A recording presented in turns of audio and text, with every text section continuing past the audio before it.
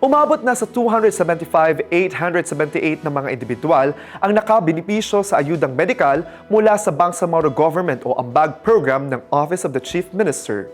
Ang kwentong ambag mula kay Jen Garcia.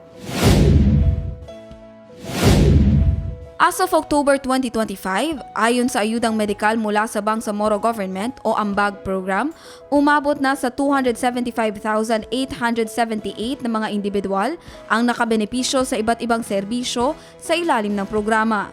Sa datos ng Ambag, nasa 118,963 ang mga kababaihan, 62,623 ang mga kalalakihan at 94,292 naman ang kabataan na 15 anyos pababa.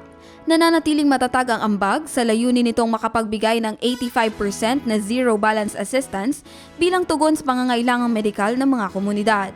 Mula December 2019 hanggang October 2025, umabot na sa 1,216,408,524 ang kabuuang disbursement na naipaabot sa mga ospital at pasyente sa loob at labas ng rehiyon.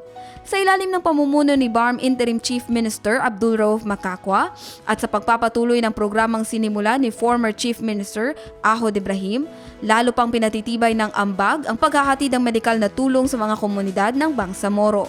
Jen Garcia, iMinds, Philippines.